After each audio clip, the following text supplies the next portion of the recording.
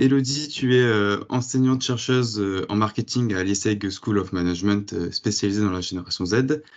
Tu es aussi auteur de plusieurs ouvrages, dont le dernier qui est Manager la génération Z. Dans celui-ci, tu parles des habitudes de consommation de la génération Z. Est-ce que tu peux nous dire quels sont les principaux aspects de ces comportements? Bien sûr, donc quand on parle déjà de génération Z, ce sont tous ceux qui sont nés après 1995, qui sont nés pendant l'ère du numérique, les digital natives. Donc un premier aspect de cette génération, c'est ils sont très dépendants du smartphone, ils sont dans le monde mobile, ils sont dans le monde numérique. Ils ont besoin d'être interconnectés en permanence sur les réseaux sociaux, BeReal, Snapchat, TikTok. Donc ça, c'est un élément qui les caractérise, mais au-delà du digital, ils ont besoin d'humanité, ils ont besoin de relations authentiques, réelles, dans la vraie vie, puisque la première relation, elle se crée dans le cadre de l'école, et le smartphone Oui, permet de prolonger cette relation. Donc ça, c'est une première caractéristique. Une autre caractéristique de cette génération Z, c'est qu'en fait, c'est une génération qui est aussi très consumériste. Ils ont besoin de la consommation pour se construire leur identité, puisqu'aujourd'hui, il n'y a plus de rite de passage à proprement parler. Donc, ils ont besoin de la consommation pour se construire des micro-rites à proprement parler. Mais au-delà de la consommation, au-delà d'acheter, je dirais que ce qui est vraiment important pour eux, et la principale aspiration dans la consommation, c'est le fait d'échanger et de collaborer avec leurs amis. Donc moi, je dis souvent que le lien importe plus que le bien. d'accord, ok. Et donc, comment ces modes de consommation influencent la façon dont cette génération perçoit et interagit avec son environnement professionnel?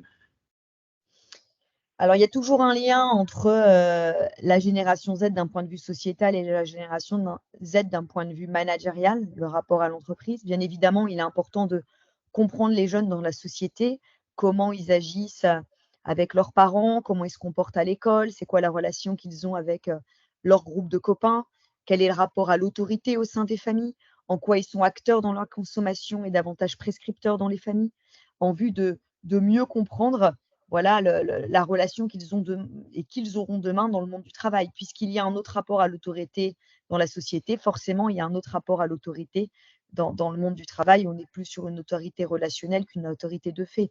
Puisqu'on est dans le système de la collaboration et de la communauté avec leur souhait de faire partie de communautés via les réseaux sociaux, via les youtubeurs, forcément, le besoin de faire partie d'une communauté, on le retrouve dans le monde du travail avec des collectifs de jeunes, avec le fait voilà, de ne pas isoler les jeunes, mais de cette volonté de travailler ensemble. Et l'esprit d'équipe est extrêmement important. Le fait de vouloir être acteur dans la société de consommation, puisque les jeunes aujourd'hui participent davantage voilà, à la création de nouveaux produits, de nouveaux services, etc. Bah, demain, ils ont aussi envie d'être acteurs dans l'entreprise Mmh. en voulant participer à la vision de l'entreprise de demain. Donc, il y a de forts parallèles entre les caractéristiques des jeunes dans la société et bien évidemment les caractéristiques des jeunes dans le monde du travail. D'accord, OK. En quoi les nouveaux médias centrés sur la vidéo, répondent-ils aux attentes de la génération Z en matière d'information? Et comment les entreprises peuvent-elles s'inspirer de ces formats pour communiquer efficacement avec leurs jeunes employés?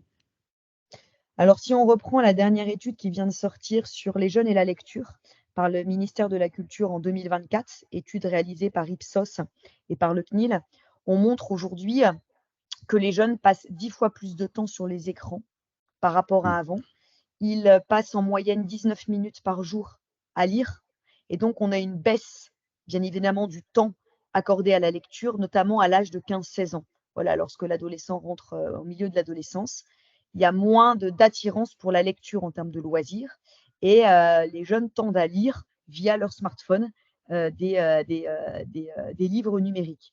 Donc il y a un autre rapport à l'accès à l'information, il y a un autre rapport à la lecture et aujourd'hui les jeunes tendent à être fâchés avec l'orthographe, tendent à être fâchés avec le texte et bien évidemment, ils préfèrent s'exprimer et échanger sous format vidéo, sous format de l'image, puisque le smartphone, voilà, fait aussi partie de tout ça. C'est pour ça qu'il y a autant de mmh. jeunes qui sont sur TikTok. Ils adorent créer des vidéos. Les jeunes sont très créatifs, hein. Pour eux, créer une vidéo, ça fait partie un peu voilà, de l'art. Et aujourd'hui, il y a même les entreprises qui demandent non plus des CV sous format papier, mais des CV sous format vidéo, en demandant à des jeunes de se présenter en 30 secondes ou en 1 minute sous format vidéo. Ça a été le cas, par exemple, d'une des campagnes de McDonald's qui a demandé à des jeunes d'envoyer des CV Oui, sous forme vidéo, à partir de Snapchat. d'accord, OK. Tu décris la génération Z comme étant agile et porteuse d'une nouvelle, vision, du monde. Comment les entreprises peuvent réinventer leur code de management pour, mieux répondre aux besoins et aux attentes de cette génération sur le lieu de travail? Donc ça, c'est clair, aujourd'hui, les entreprises n'ont plus le choix, elles sont obligées de s'adapter à cette nouvelle génération. Parfois, je vois des entreprises qui me disent: «C'est plutôt à eux de s'adapter à nous», mais la réalité est non, hein. Bien évidemment, voilà, il y a toujours des règles et des contraintes à respecter, bien évidemment. Mais aujourd'hui, il y a de telles mutations dans la société avec le télétravail, la postmodernité, l'hypermédiatisation, enfin, il y a des événements qui sont vraiment marqueurs et tout va de plus en plus vite. On passe d'un monde hiérarchique à un monde en réseau, on passe d'une autorité, pareil, de fait à une autorité plus relationnelle, on passe d'un monde où avant, on anticipait, on était sur le futur, à un monde de l'immédiateté, de l'instantanéité. Donc les entreprises aujourd'hui sont obligées de s'adapter et une des clés pour s'adapter, c'est de comprendre qui sont les jeunes, de lever un certain nombre de stéréotypes parce qu'on tend parfois à trop être sur les stéréotypes et sur les préjugés. Il faut, porter un nouveau regard, poser un peu de hauteur sur les stéréotypes qu'on peut avoir et là, c'est mon rôle en tant qu'enseignant-chercheur et surtout en tant que conférencière en entreprise.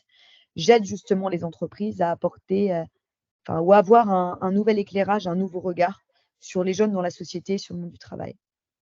D'accord. Et donc quels sont les défis auxquels les entreprises sont confrontées lorsqu'elles cherchent à exploiter le potentiel de ces jeunes, tout en tenant compte de leur engagement souvent volatile? Alors il y a beaucoup de choses, hein. Il y a des entreprises qui sont confrontées à une image de marque employeur qui est vieillissante puisqu'elles n'arrivent plus à attirer cette nouvelle génération. Donc un premier travail consiste à travailler sur, la marque employeur, la raison d'être de la marque, les valeurs de la marque, mais aussi, les moyens avec lesquels on communique. Quels sont les outils qu'on va utiliser? Comment mieux communiquer en utilisant le même langage que les jeunes pour utiliser les mêmes canaux de communication? Puis d'autres entreprises peuvent, avoir des problèmes en termes d'engagement et de fidélisation. Les jeunes peuvent venir, mais ne restent pas dans l'entreprise, comme vous l'avez dit, hein. Il s'agit d'une